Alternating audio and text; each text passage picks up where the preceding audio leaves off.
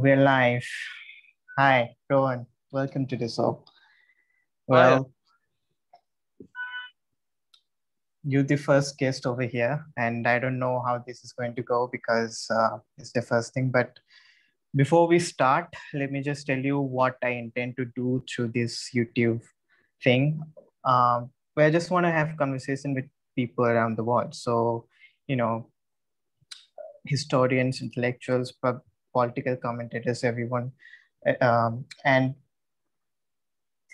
I wanted to start it with you because I find you to be extremely interesting, extremely engaging, and you're one of those rare person of my age who's actually interested in these engaging deeply in these topics. Everyone else that I've met has a superficial knowledge of it, which they don't get from books or anything. They just, it's just what everyone believes, the status quo.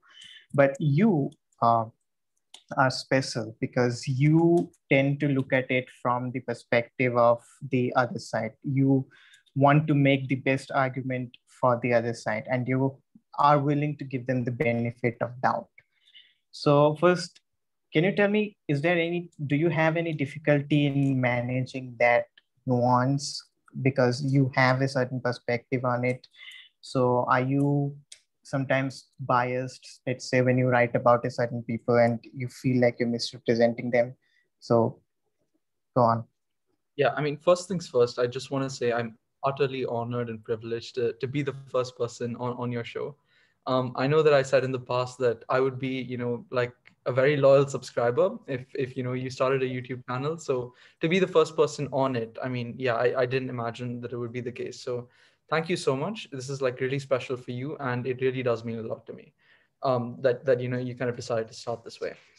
Regarding your question, I think this is interesting because I do think that because there's a bit of like a dichotomy between, like, let's say people you like and people you don't like, people whose views you appreciate and people whose views you don't. It does get a bit difficult to sometimes give someone like the benefit of doubt, knowing their history of, for instance, misrepresenting facts, or in your eyes at least, presenting views that you think are necessarily fair to your side, right? So it does get difficult. It's a challenge that I've definitely grappled with because I look at my older writings, stuff that I've written on my blog, stuff that I've written even for Op India, for example. And I'd say my views have evolved significantly in like the last 3 4 years since when I started, because I think there were times when I wasn't necessarily fair to the other person whose views I was countering. So it's always important to kind of ensure that you're not strawmanning the other side and like the other person's views.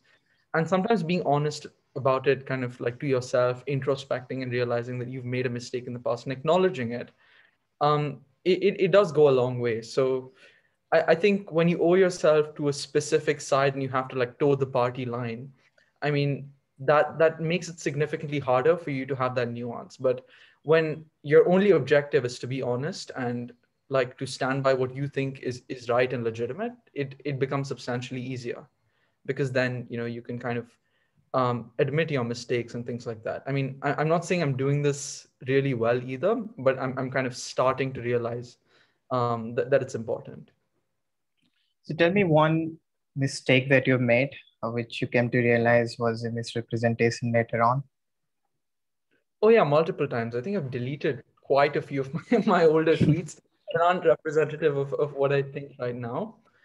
Well, off the top of my head, actually, mm, I'm trying to, I mean, I kind of think back at certain pieces that I wrote like a few years ago.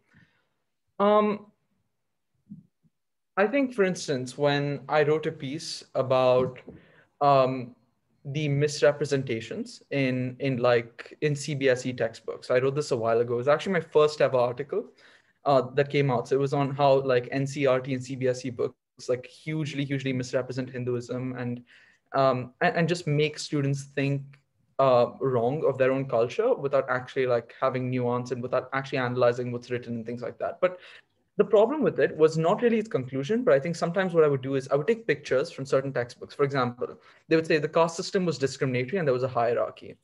And then what I would do in response is to assert that it's not the case and that the Varnashrama Dharma was different, right? but I wouldn't necessarily explain what the difference between caste and varna actually was. And I didn't do that in the piece.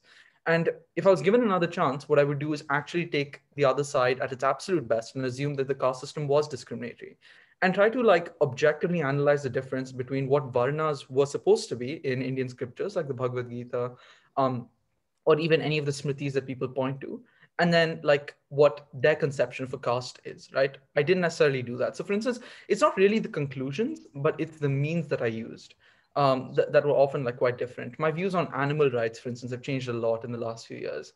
I was a vegetarian and I thought I was doing the right thing, but whenever like I was confronted by vegans, I would kind of just take the easy way out and say, veganism was a bit excessive. I've changed from that. So I think it often is about like kind of introspecting, and like realizing your mistakes. So I think that's one example.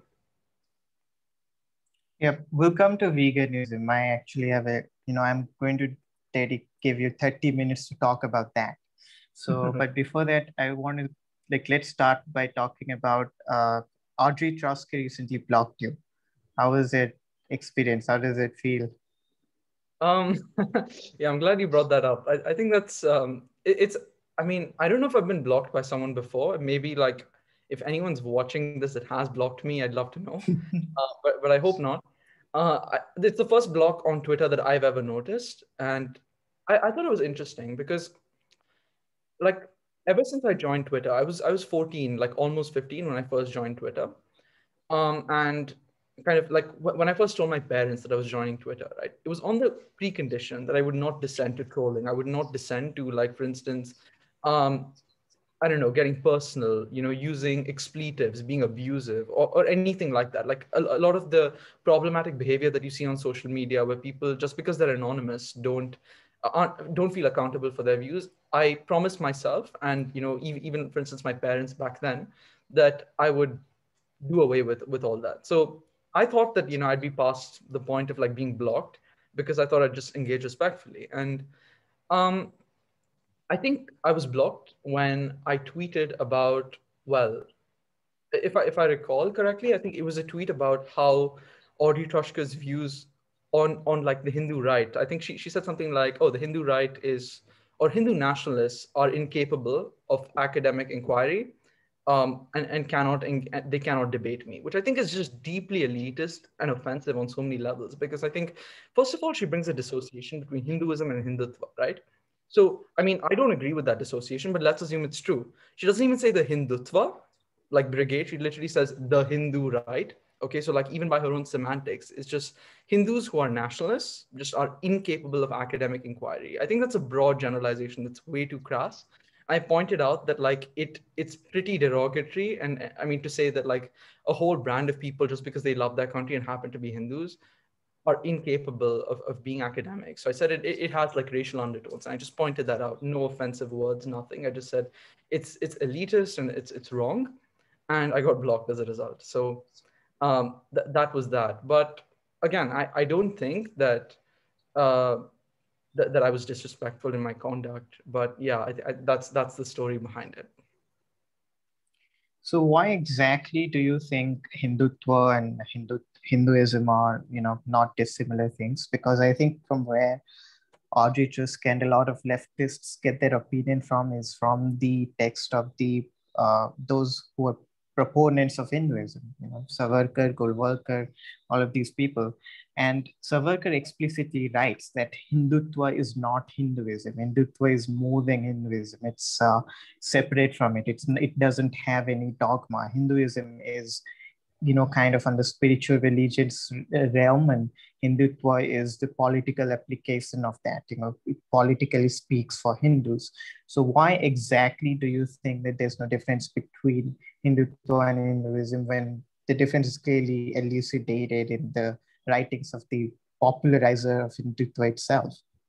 Yeah, I think, look, the difference that you're referring to, right, that Savarkar kind of brings about is, well, I think to say it's political, I mean, or the political ideology of Hindutva is different from Hinduism, I think is a bit reductive, because the essential, like, I mean, a lot of Hindutva thinkers that, for instance, that go back to the RSS time and time again, what they kind of espoused was this idea that Hinduism is, okay, like, let's say it's a philosophical doctrine, right? Or like, It's something, it has to do with theology, it has to do with like your beliefs and so on, and that Hindutva is all about politics. No, I think Hindutva is often about defending a lot of the Hindu beliefs that you had. So for instance, even the concept of intellectually engaging with somebody, what Adi Shankaracharya did, what Chanakya did, right?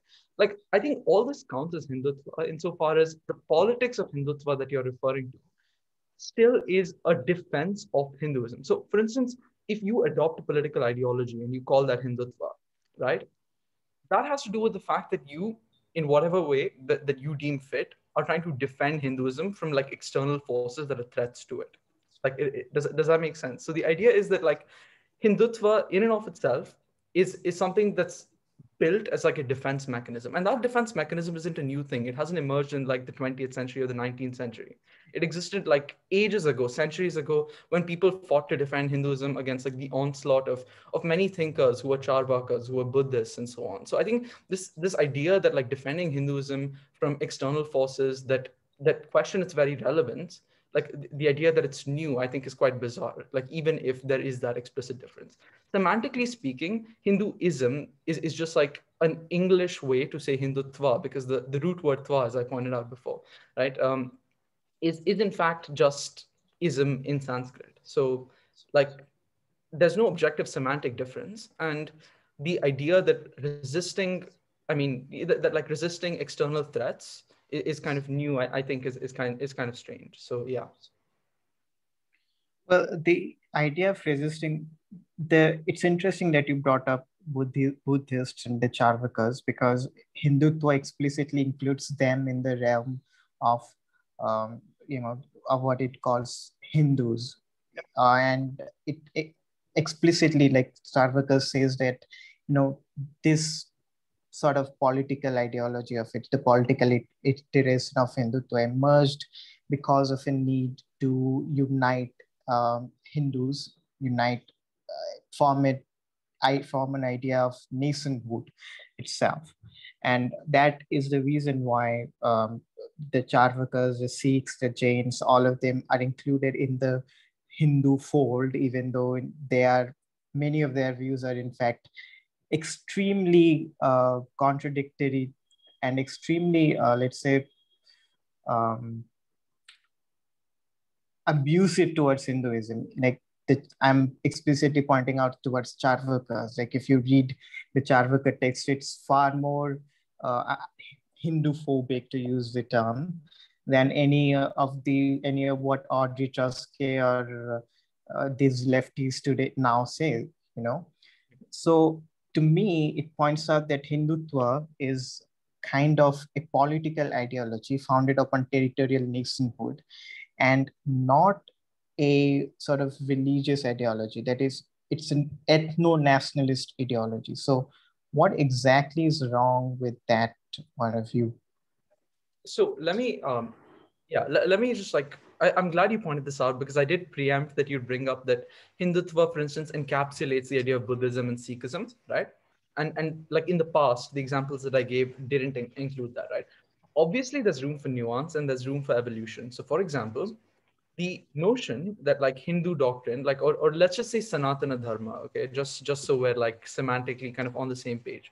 In the past, Sanatana Dharma that believed in the importance of Vedas, okay, defended itself from Buddhist thinkers, like in the case of Adi Shankaracharya, who rejected the importance of Vedas, correct?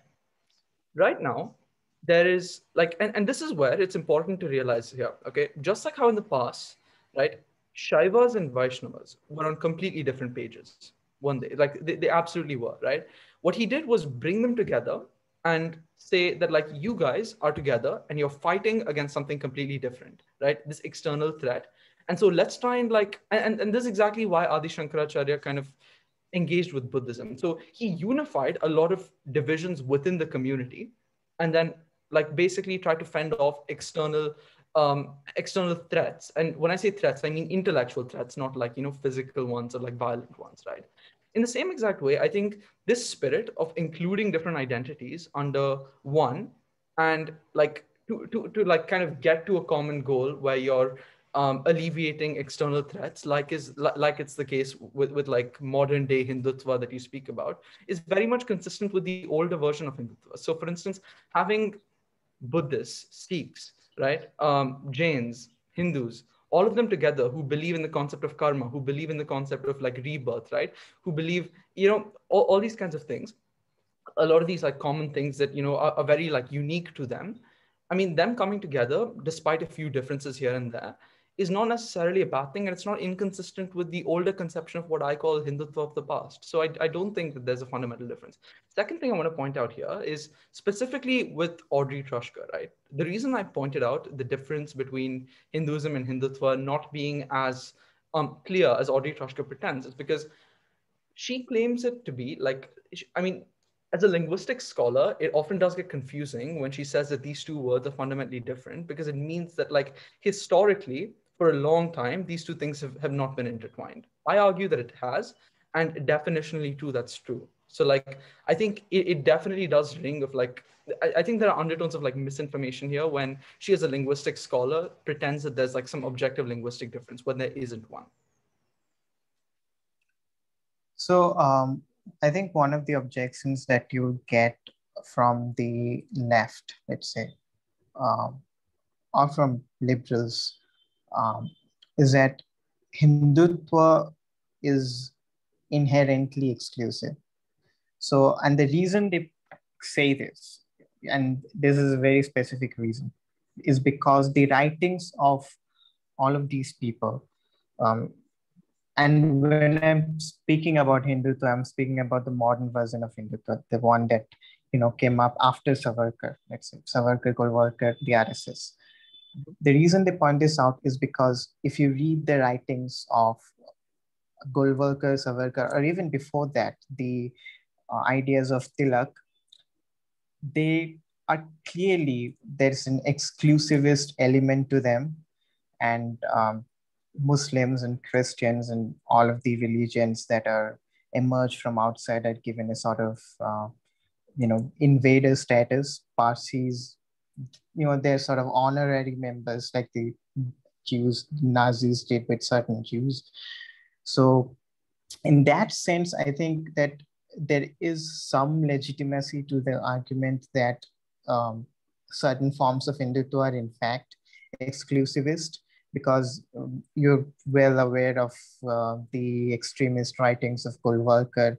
Even in 1966, he was virulently against the constitution, against the national flag. So to say that the RSS throughout its history has been a single, nationalistic, inclusivist organization is, in my opinion, or the Hindutva movement for that matter, in my opinion, is just factually incorrect. Yeah, I don't, Anwesh, I don't think anyone argues that. I don't think anyone argues that any movement in history, RSS included, Indian National Congress included, right, was 100% right every single time. I don't think anyone argues that. But I think here's how you judge the merit of any institution, including the RSS. The right way to do it is not to say that, like, oh, someone had like a certain view, and that was problematic by modern standards, right? That's obviously like a ludicrous metric to use. So what is the right metric to use? The right metric to use is, first of all, is there a space for evolution? Is there a space for growth? And is there a space for inclusion, right? We look at the Congress today, right? And in the past, there were people who had like deeply, deeply problematic views, okay? Like without any doubt. And these were the kind of people who, I mean, when they kind of espouse these views, right? The reason we don't consider the Congress Party like a fascist organization in the status quo is that there was a space for dissent. There were people across like a broad spectrum.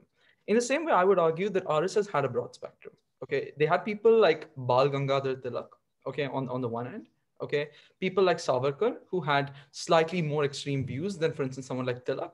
Okay, and then you had people who were like outright regressives who didn't believe. So like there's clearly a spectrum here, right? And these people could engage with each other, absolutely. Now, I think what you're trying to argue is that people who are even on the most liberal end of the spectrum were still regressive in some way, right? The problem with that argument is that a lot of the times, including, for instance, in the case of Golwalkar, these people's views evolved. Meaning, like Golwalkar, when he put out a bunch of thoughts, right? Towards the end of his life, I think like in fact, years after, I'm not like remembering my history right in terms of dates, but I know for a fact that he himself said that he disagreed with a lot of things that he wrote in the past, right?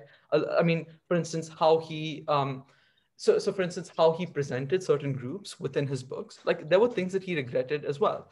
And I think insofar as there's that space for evolution, there's that space for growth, and the RSS today has come a long way from where it was in the past, in the same way that the Communist Party of India has come a long way from where it was in the past, right? I think you regret an organization and institution's rise when its past didn't allow that space for growth, right? And insofar as the RSS allowed that and allowed that spectrum of views, I'm perfectly happy to say the RSS was a nationalist organization that cared for India and that had nuance.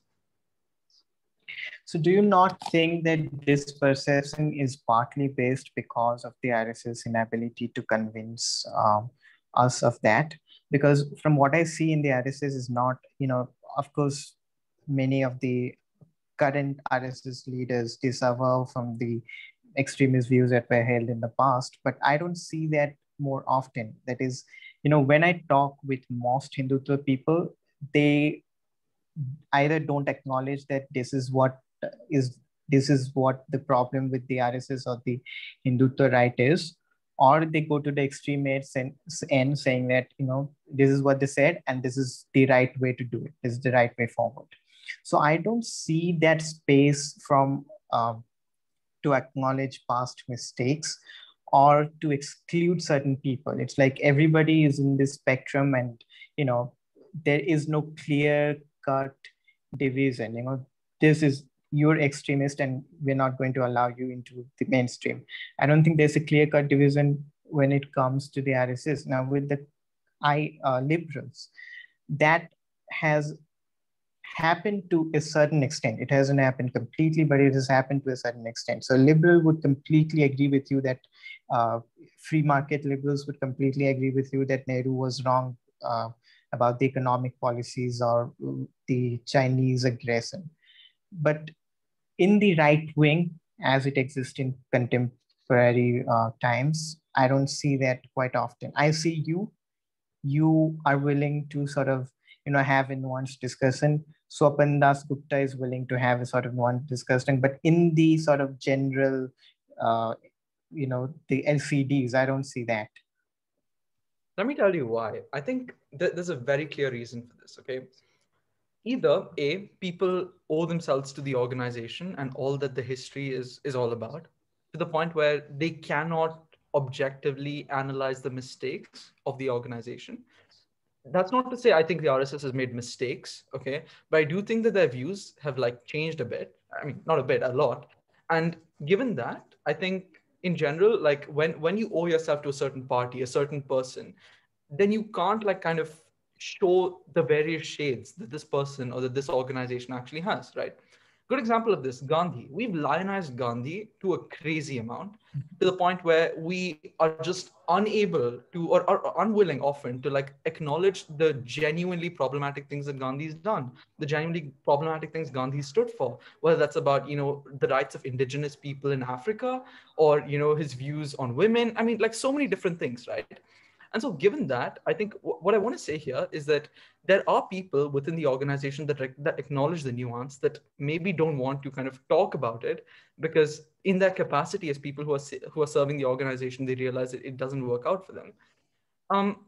But that's true for any political party. That's true for any institution. But I think even within the RSS, it's only because you've had that introspection that the RSS has grown.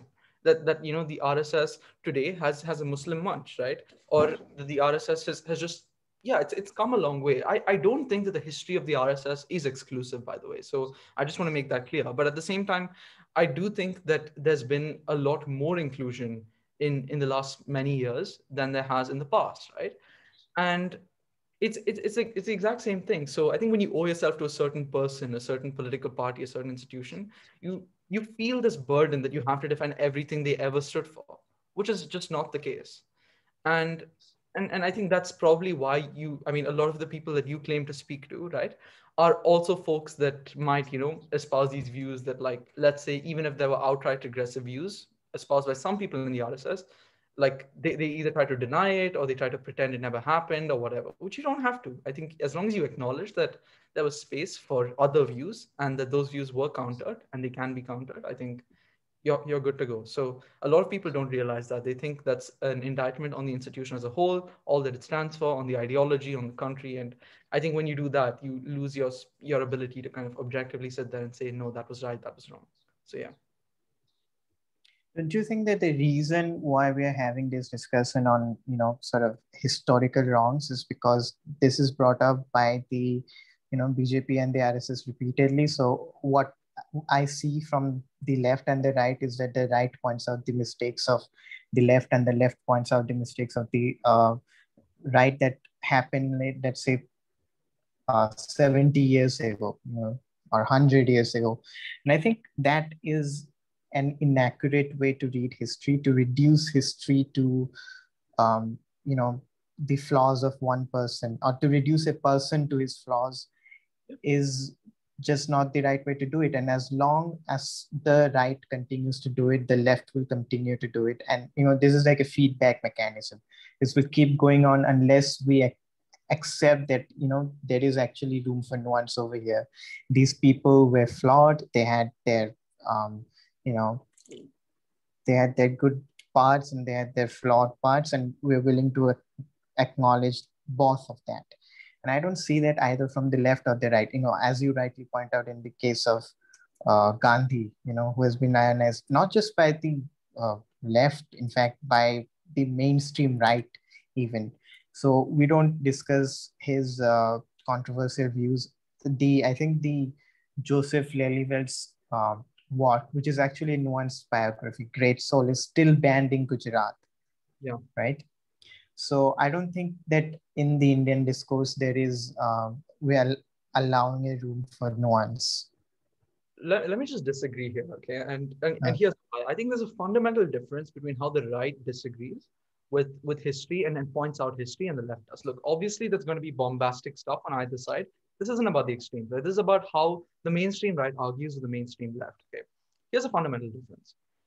The right comes from the perspective of their institutions being vilified for ages. The RSS was banned straight after Gandhi was killed, right? And like, it was vilified for all subsequent decades. Okay. This has been painted as an extremist organization, the equivalent of the SS in like Nazi Germany. So it's like ridiculous kind of demonization beyond the point of repair. Okay. So this is the kind of background we're talking about. Compare that to how Nehru was presented. Compare that to how Gandhi was presented. Compare that to how any of the heroes of the Congress were presented for decades, right? So when the right points out the mistakes of these people and focuses on the mistakes of these people, that comes from a perspective of being fed only good things for decades.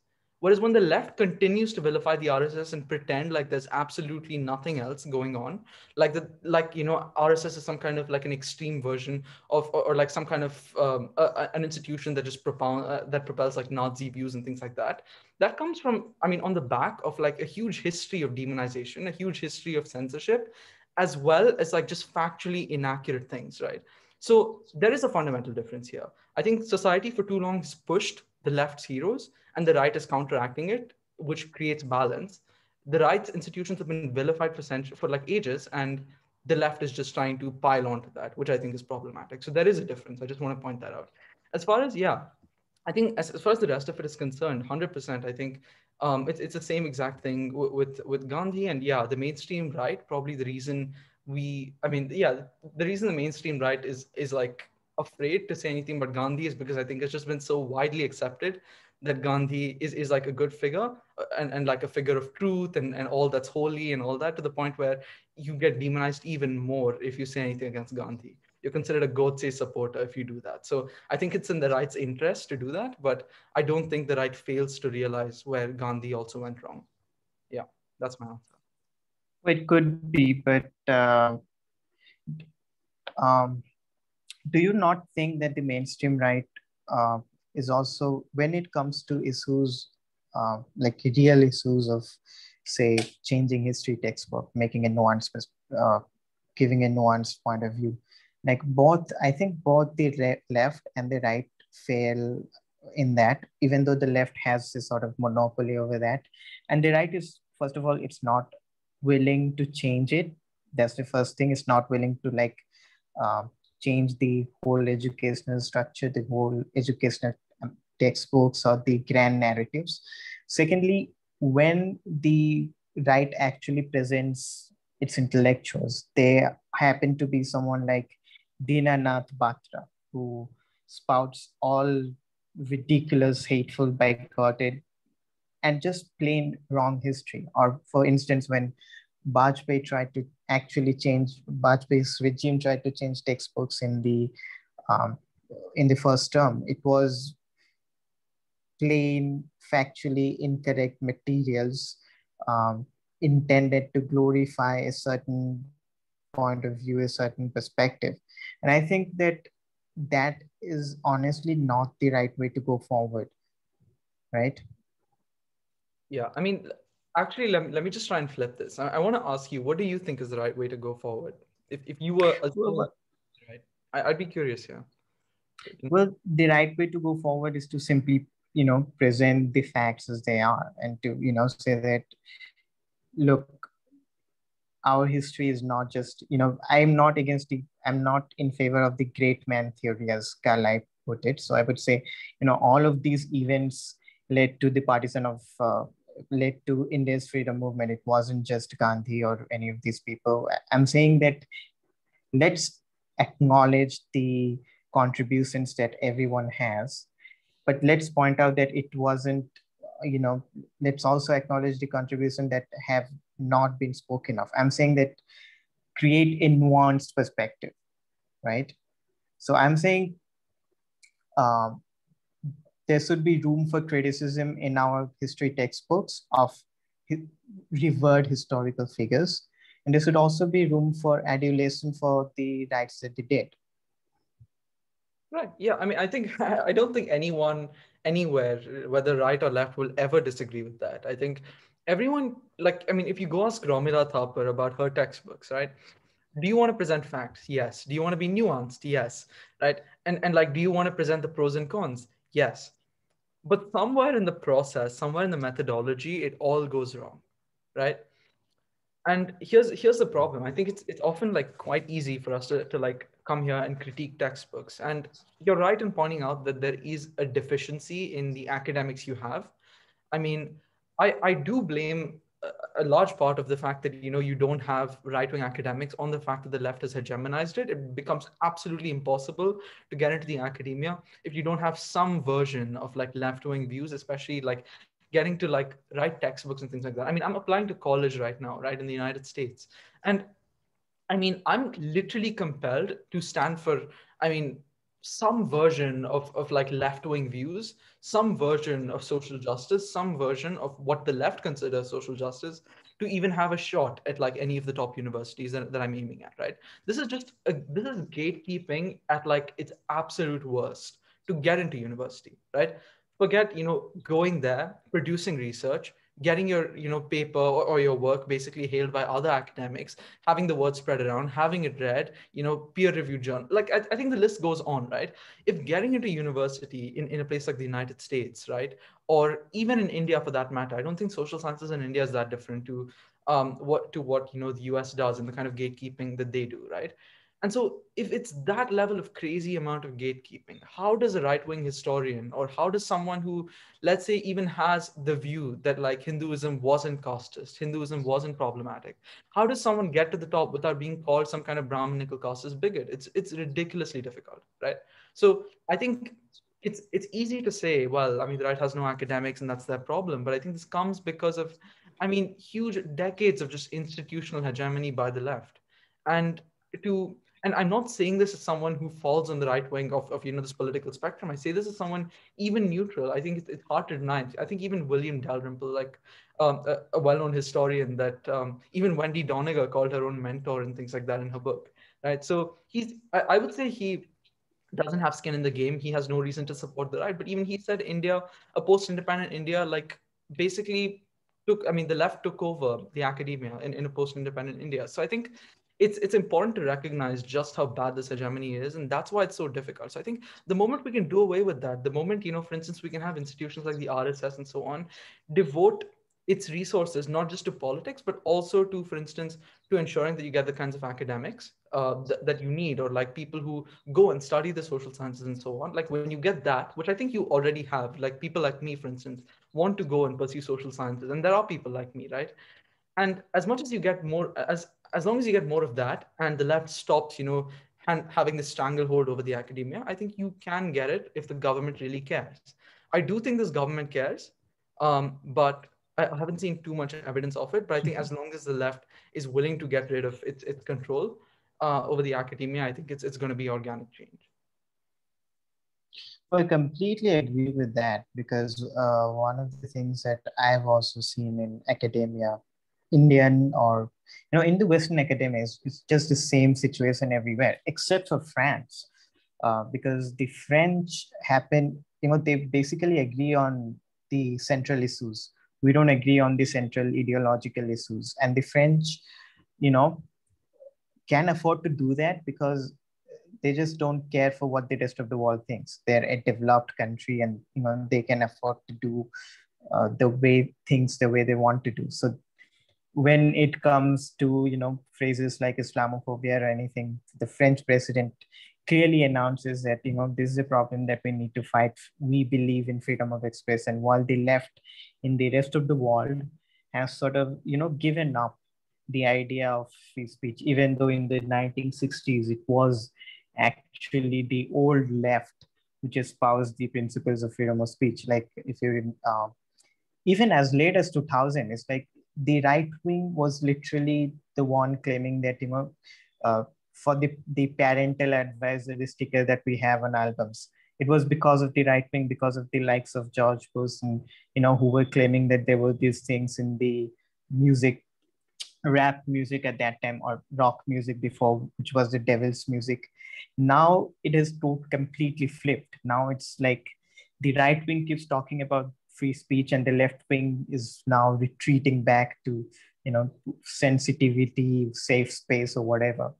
um, so in my opinion, I completely agree with you that there's a hegemony of the left. I have no idea how to remove that hegemony because of the reason that it has spread everywhere. Like Yeah. you get left-wing views through your OTT platforms, through the shows that you watch, through the books that you read. It's just all around in our culture. And what I see in the right wing is that the right wing is slowly like adopting to that. Instead of like opposing, they were opposing it for a while, but now they're like, if the left cancels these people, we're also going to use cancel culture, right?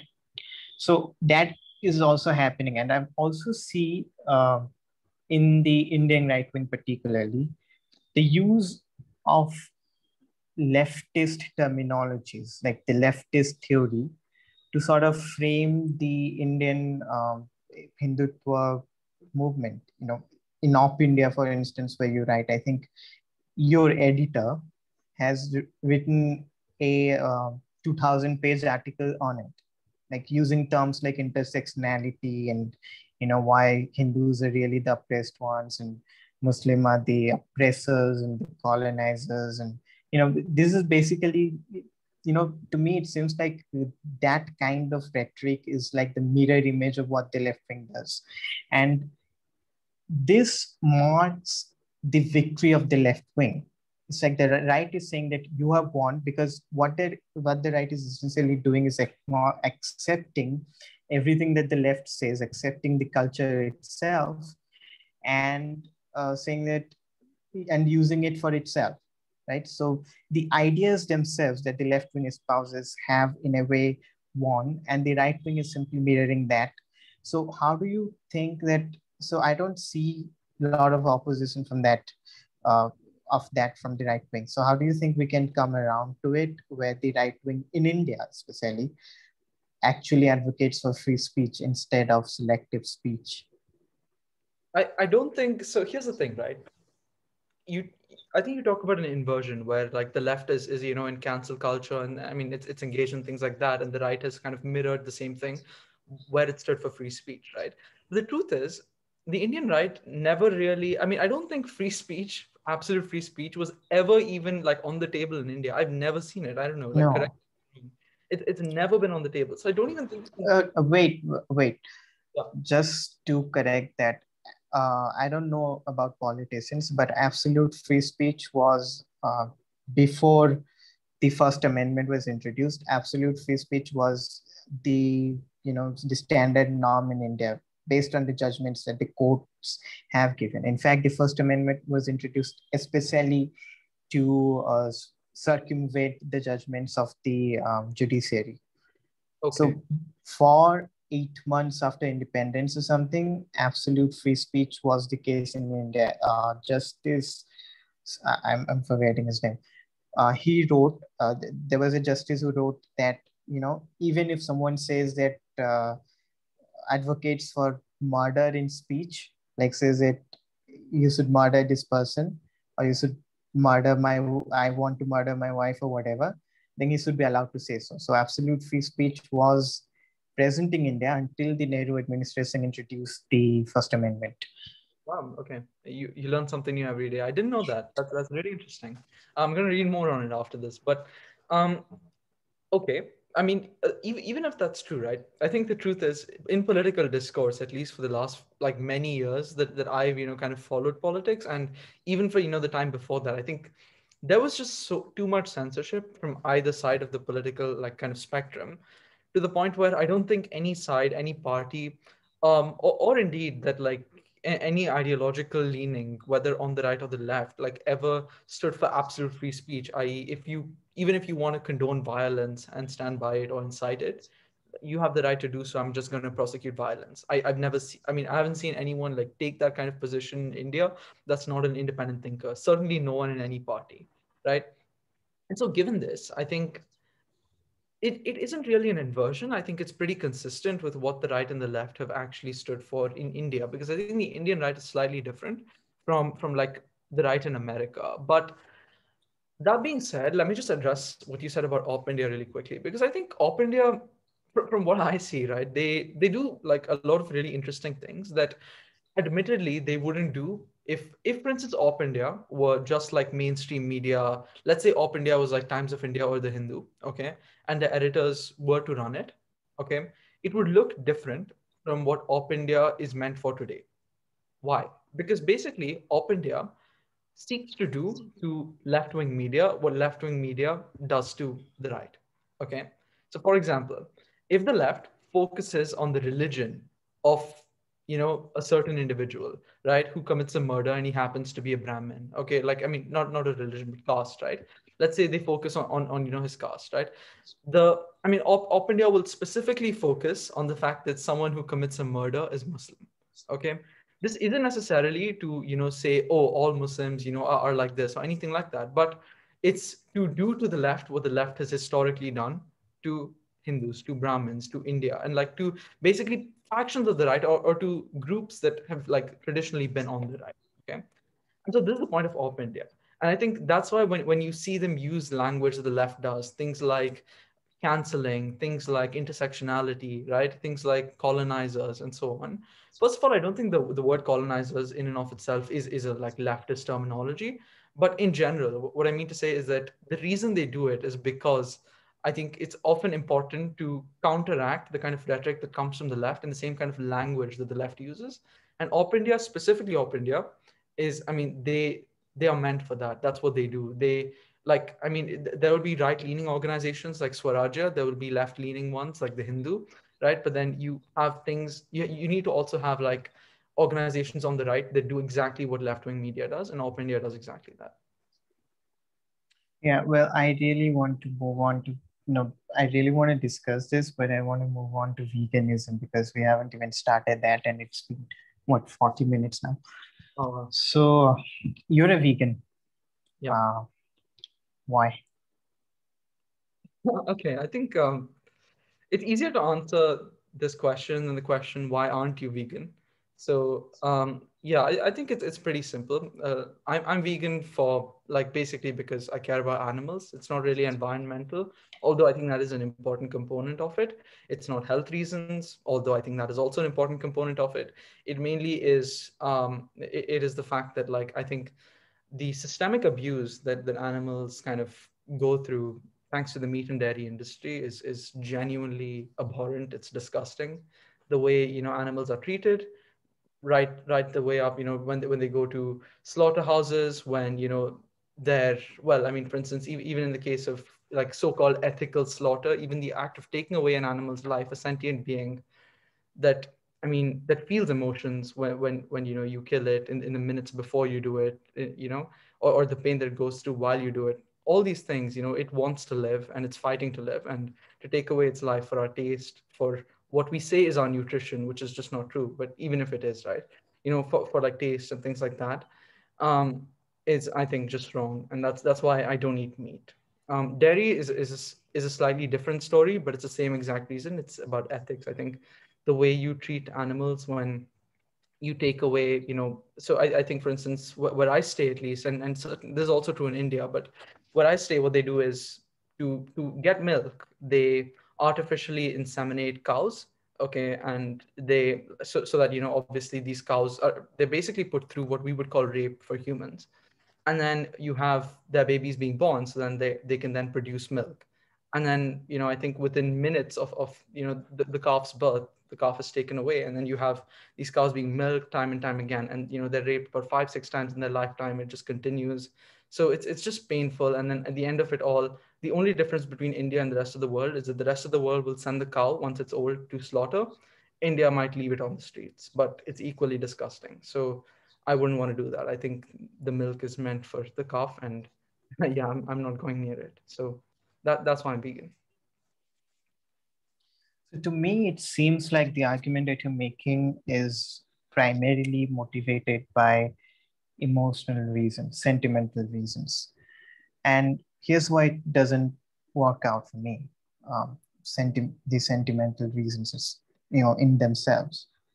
So you can convince me, let's say, uh, like vegans do, what they do is they show you a video of what really happens in these factory farms and anything. And, the natural instinct is to be horrified by it. And some people even stop eating meat just by watching a single video. But that is in and of itself an emotional reaction.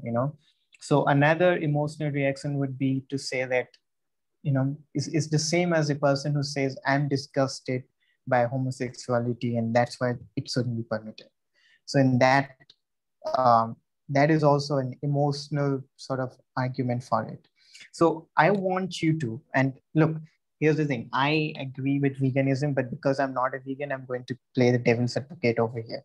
Okay, I agree with the ethical principles with Peter Singer and everything, but just to play the devil's advocate, I want you to argue for the vegan position from a the perspective of a from rationalism, from mere philosophical arguments.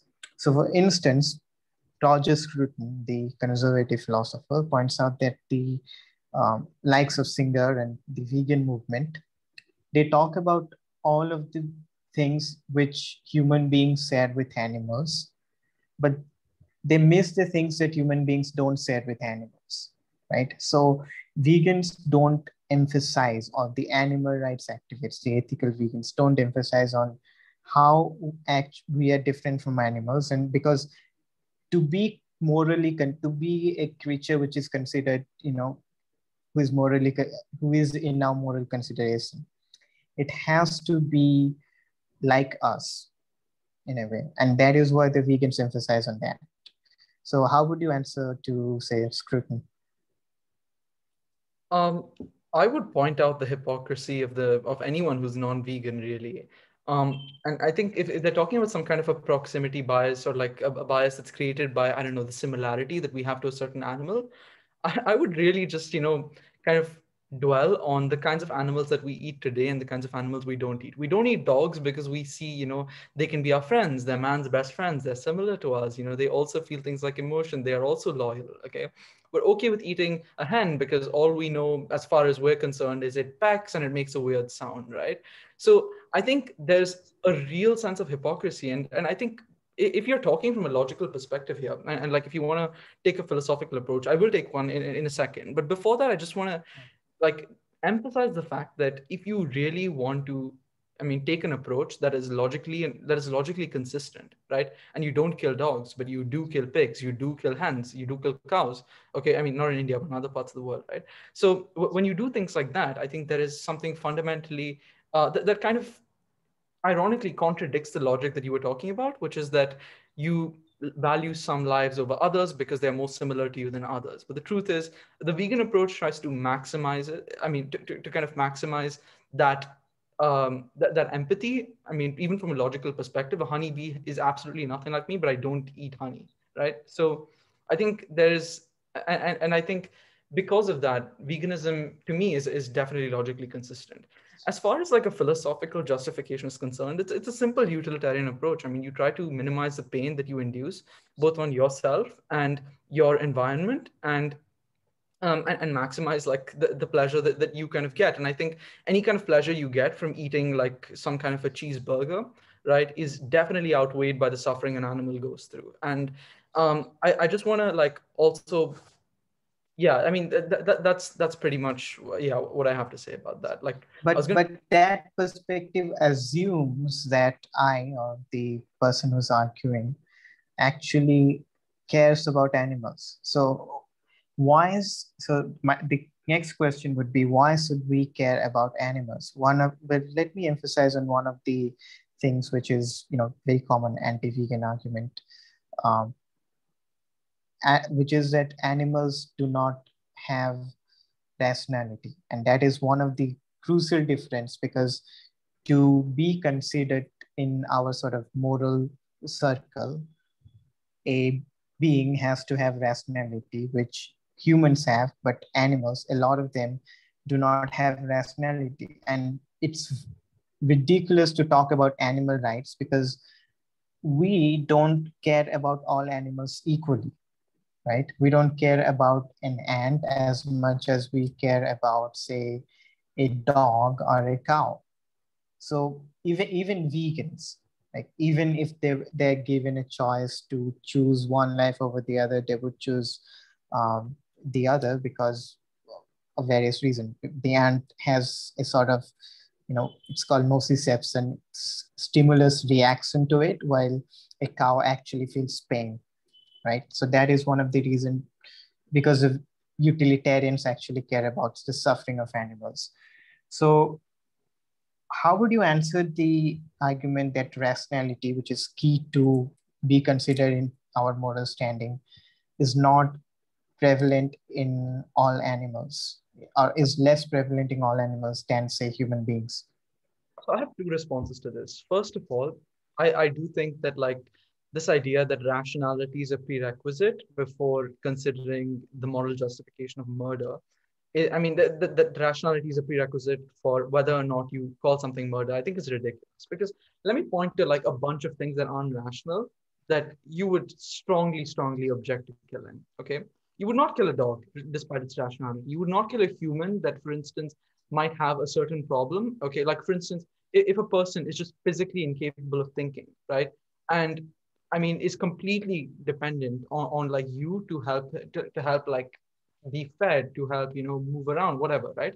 I don't think anyone would be okay with murdering this person for the sake of food or any other stupid reason, just because, well, I mean, that guy's not rational. I think that's ridiculous, right? I think all of us would object to that happening if we saw it happen in front of us. And so rationality never was a prerequisite for us, right? And so I mean, and like quickly on this idea of like ants and so on, I agree with you that this moral arbitrariness of picking some things over others, some animals over others, it is a big problem. And I think vegans are part of the movement against it. So if, for instance, you consider a dog to be more important than an ant, there's no objective reason to do that, but people just do it, right? I think veganism is a movement against that. So if anything, that's a reason to be more vegan, not less. Okay. And but second, like let me just take you at your best. Let's assume best case scenario that rationality somehow becomes the prerequisite. Even then, like from a rational perspective, if you want to know how it benefits you as a human to be vegan, I would point to the health and environmental reasons that I think are perfectly like legitimate and important when you consider the future of the planet and your own body. So yeah, I mean, I could dwell on why it's good for the environment and why it's good for you as a person, but I think that's been overdone everywhere. So I could just point you to certain sources, or you probably even know the justifications. But yeah, that's pretty much what I have to say.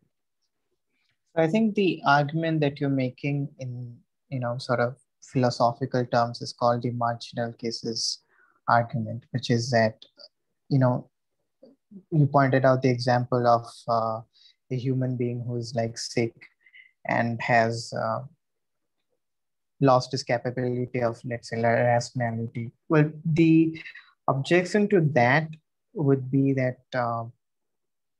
even if a human being is sick, he has the potentiality of rationality. Rationality is not a continuum. Like, I am not rational when I'm asleep, but that doesn't mean that I should be murdered for it. So rationality is, we're not always rational, but we have the potentiality of rationality, which an animal does not possess in as much amount as human beings possess. And this is one of the things which separates human beings from animals. And there are lots of things, like Scruton points out that animals are not, you know, uh, they may not understand purpose, for instance. That is, they have a sort of stimulus response reactions, which is quite scientific. Like I pointed out the example of nociceptions, like ants avoid being hurt because, not because they understand, what is going to happen to them or that they feel pain, but it's like an instant reaction. They're almost like survival machines, which is why when you cut the head of a cockroach, its body will still keep working like nothing has happened. So when you're talking about rational agents, there's always a chance for them to gain rationality. Like, even in the worst case scenario, we have seen examples of human beings reclaiming back their rationality. Like, there was this French guy who had this disease, brain disease called I forget the brain disease, but his brain was not functioning at all. Like, he was born without a brain, but he still led a normal life. He was still able to understand things, and still able to comprehend. Like, not throughout his life, but there was a moment when he was able to do that. So it's always so the anti-vegan crowd will argue that it's always, in this case, it's in the best interest to err on the side of error. That is, it's good to treat them rational because there is always a chance that they will, when time comes, regain their rationality, because they are born with the potential of rationality which animals don't have. Look, Anvesh, the problem with this is like there's no clear reason as to why rationality should matter when you're talking about murder. Right? So, for instance, in my case, I mean, I'm pretty principally consistent that it's not about, rationality or not. It's about pain, whether that's emotional, physical, or whatever, right? And I mean, I think it's as clear as possible. You just want to reduce that pain inflicted on any other being, right? I don't care about rationality or not, right? Whether it has rationality or not, right? But I mean, for instance, I think the metric could be as arbitrary as if I have 5 fingers, then then like you shouldn't kill me. But then if you don't have 5 fingers, I can. So that means that like any animal counts then, right? So I think there's no objective reason as to why rationality should be the metric when you're trying to minimize pain.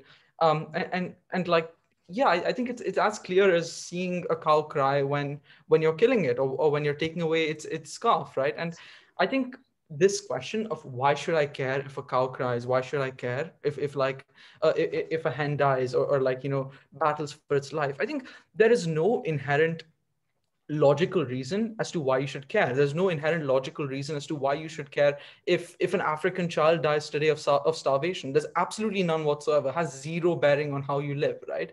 But I think we're all inherently empathetic beings, and we don't like to see pain in front of our eyes. It's for the same reason that people that you point out, like when they look at what happens in slaughterhouses, they flinch. They don't want to eat meat, at least in the next meal, right?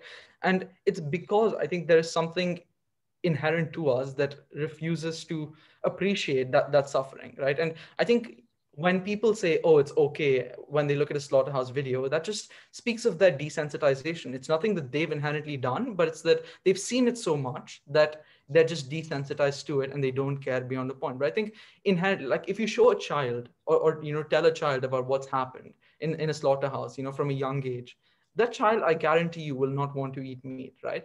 And it's because inherently, I feel like we are conditioned and programmed to empathize. And even if we don't, again, I think there is something important to realize here, which is that, for instance, like dogs, for instance, aren't rational, but we don't want to kill them because we make that connection with them. And I say that when we can empathize with the dog's happiness and like pain, why can't we do that to other animals? And even if you want to look at it from my own selfish perspective, again, I would point to the environmental and health reasons for veganism, all of which have perfectly sound justifications that, again, I'm happy to elaborate on. Right. So, how important do you think, like compared to human beings, how relevant is an animal's life? Like, who do you put first? Like, is a human being's life, an infant's life as important as, say, the life of an animal? Okay, so I think this varies, right? I would ask you this: whose life would you weigh more, your parents or your siblings or mine? Right? There's no inherent reason to weigh your parents' life or your siblings' life over mine, but you would weigh it nonetheless because of the attachment you have. I might be more attached to But you as a human than I would be to a pig, and therefore, like I might save you over a pig, but that's no reason to say that your life is more important than its. That's my answer. tell me what you should do in a given situation. Like, tell me, should we treat animals the way we treat infants? Let's say, like, is our moral consideration to them as much as we have our moral consideration to human children? Well, I mean, I think, like, logically speaking, there's no reason why any animal's life should be, I mean, way to be any less important than a human's life. I don't see a reason. I mean, in fact, I think most species contribute way more to this environment and to our ecosystem than humans do. If you take away like a honeybee, the entire ecosystem falls apart. If you take away humans, every single species would be better off. There's no reason whatsoever for us to be arrogant and say, oh, our species or like humans in general are really important. We are like the biggest things in God's kind of gift to the ecosystem. We're not. And I think as long as we realize our place, there's no reason why our life should matter more than theirs. If you're asking me what I would say personally, I think because of the relationships I've built with humans, I would, weigh a human life over another life. But logically, there's no reason whatsoever to weigh a human life over like a pig's life, for instance, or a cow's life. And I think if I do that, that's because of other biases that I have, right? And we certainly shouldn't be weighing human tastes over another pig's life. That's completely out of question, even if we should weigh a human's life over a pig's life. So, say in an ideal vegan world, let's say where everyone is vegan, animals will get the same kind of, we should try to reduce animal suffering in the same way that we try to reduce human suffering. But the logical consequence of that would be, in my opinion, a bit impractical, because what that would entail is that, for instance, if an animal is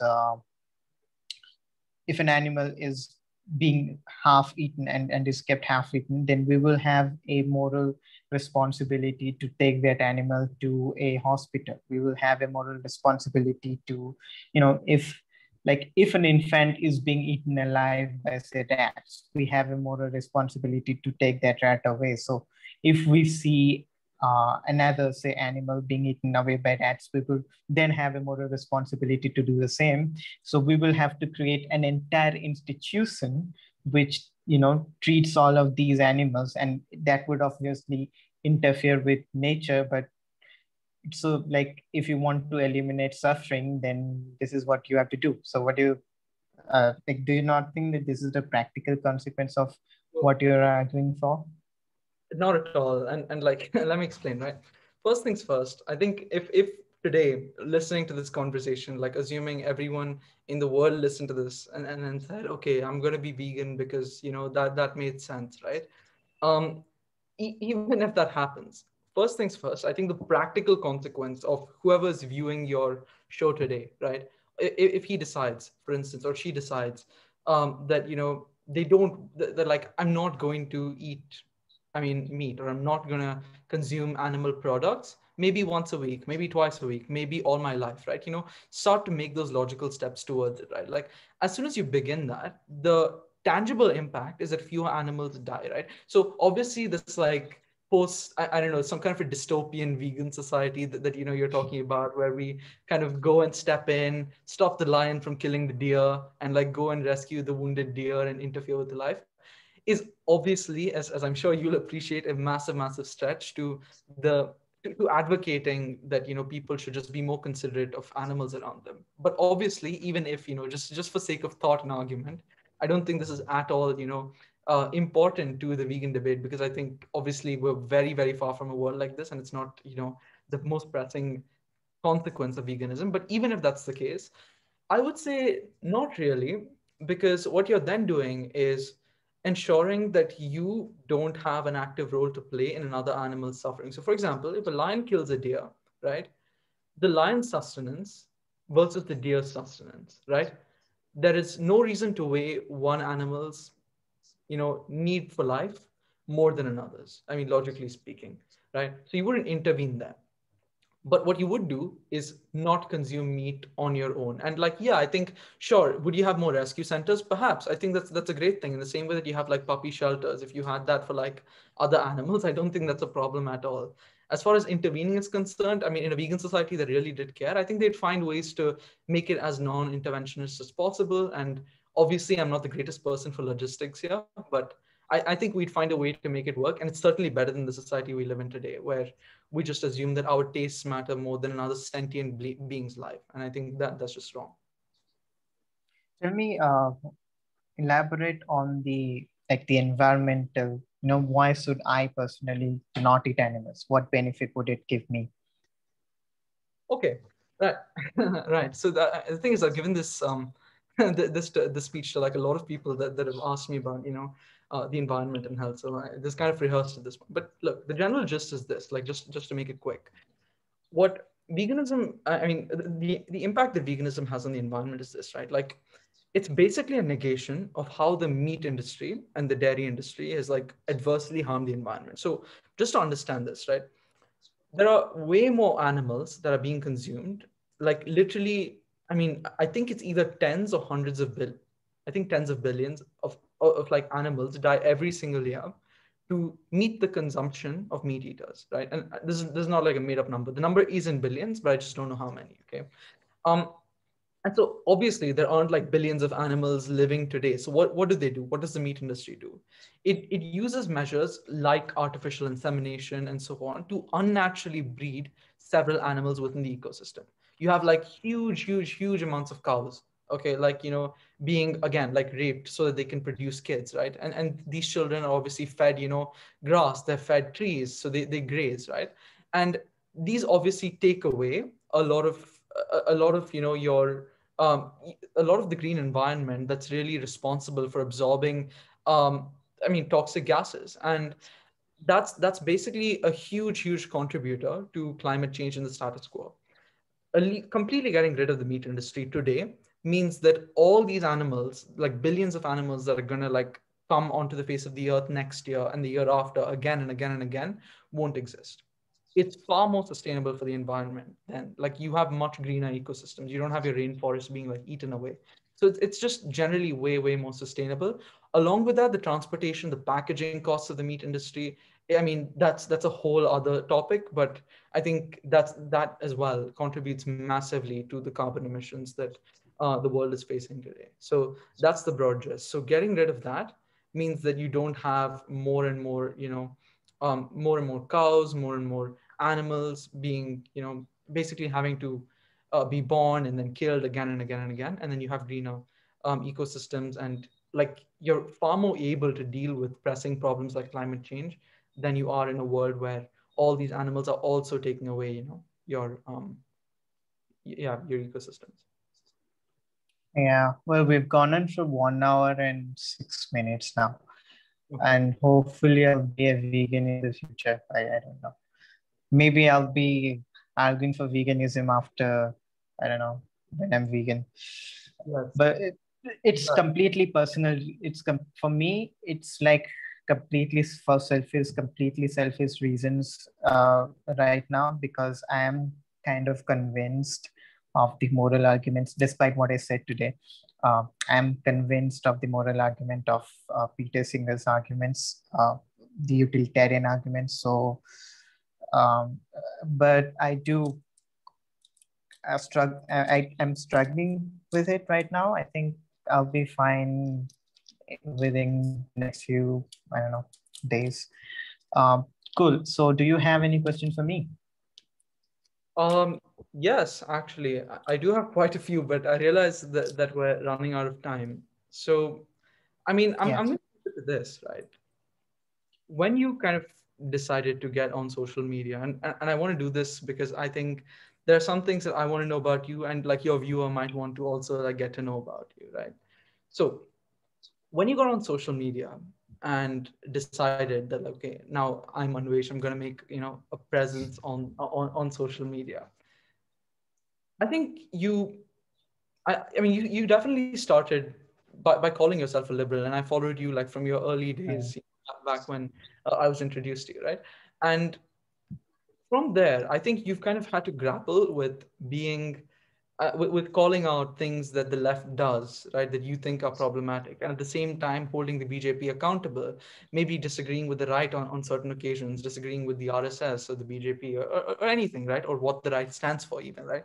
I think you and I disagreed quite a bit. We agree quite a bit. So given that, I think it's interesting then that like I notice hostility in almost every or like in many of the things you put out that are like ideologically one way or another. So how do you deal with being objective, and does the hate that you get from one side or another necessarily affect what you're doing, or like the kinds of tweets that you feel like putting out? So do you think twice before, I don't know, calling the right out again or the left out again? Um, and yeah, how do you grapple with it if you're not kind of if you're not flinching in the face of hate and things like that? Well, I would say right now I've just stopped caring. Honestly, I never had that view where I was like looking at I had a very binary view of the right. Now I don't. I am, much closer to the right now. I would say I'm still a liberal, but much closer to the right. And, but it's a sort of uh, right that is embedded in left wing philosophy, particularly because I point out that the things that the left believes in were directly contradictory to the things that the leftist thinkers that they espouse actually argued for. So the social justice thing that the left believes in is in direct contradiction to what Marx argued for, or what even more contemporary leftists like Noam Chomsky argue for, right? So in my view, I joined when I joined Twitter, I was more to the left, to the conventional left. Let's say I'm still in the left, but to the conventional sort of social justice left than I am now. And I've gotten the most sort of hate from the trads, the so-called traditionalists. They're the ones who trolled me.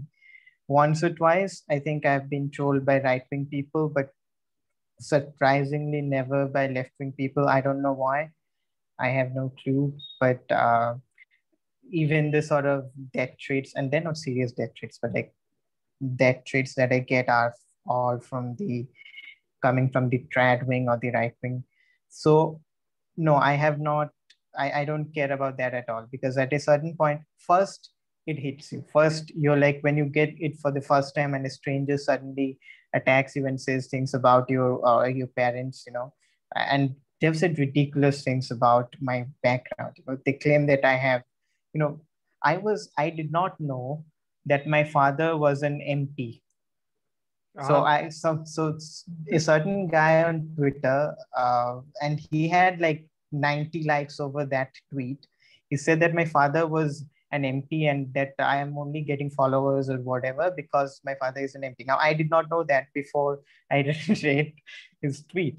So I thought that these guys are just making stuff up at this point, and they have no argument. They have like zero argument. So why should I care about what they say? Now this is just entertaining for me, the trolling and stuff. But yes, I would like social media to become less toxic. I would like everybody to have a sort of, safe space to express their opinions without being hounded. Honest criticisms, yeah, but without being hounded. And I think that problem would go away as soon as Twitter has a mechanism in which anonymous accounts are not allowed. So you have to like, with yeah. anonymity, I was definitely protected by anonymity for a long time. That's not to say I was afraid to be held accountable because of my views, but more so that, I'd be held accountable by, for instance, people that I don't deserve to be held accountable by, for instance, my school. I don't know, the places that I've engaged with, like other platforms in my personal life that I've engaged with, right? So I kind of wanted to be anonymous to protect my identity, especially where I live and things like that. But and that's why, for instance, it's interesting you say that the chads are the ones that try to kind of, go after you, these death threats and things like that. For me, I've sort of been semi-hounded ages ago by the left. In that, I remember that like someone tried to dox me when I wrote an article about Romila Thapar, and he was like, he basically said I had to like prove my identity if he just asserted that Op India like pretty much put out a fake article under the garb of under this pretense that it was a teenager. And well, the guy that did try to do that, to his credit, did engage with me later, wrote to me, apologized, changed his position, and that definitely I respect. So I think you're right that like when these people who do it, right, when they're anonymous, and you hold them to it and you say no, that's not true and things like that, they don't have a name or face to save, so they can just go about it, whether left wing or right wing. Because I think there's a huge amount of Congress trolls all of a sudden I've noticed. Yeah. Huge amount. But Yeah, and well, recently Congress trolls have been spamming me. Yeah, yeah, I forgot to mention that. yeah, I think that's true. So when you can't be held accountable one way or another, you think you can just shoot off your hip. You don't get caught. And But yeah, you that's have to say what you think, true. True. because a lot of people in Twitter don't say what they think. They say what their followers want to hear, True. True. unfortunately. Definitely. But no. Any other questions? No, I think that's pretty much it. And we've had a long conversation today. Yeah. But I really enjoyed this, and I hope your viewers watch more of you. So I'm gonna like do what I see other people do on YouTube. So please like, share, and subscribe to Anwesh's channel. And Well, I'm sure you'll get I've a always been sort of, yeah. Sorry. but the like, share, and subscribe part has always been annoying to me. I always skip that, but it's like if you join YouTube, this is what you have to say to become the first rule of becoming a YouTuber. Yes. So yeah, Absolutely. do like, share, and subscribe, and we'll have much more for you coming. Thank you, Rohan. Thank you. My pleasure.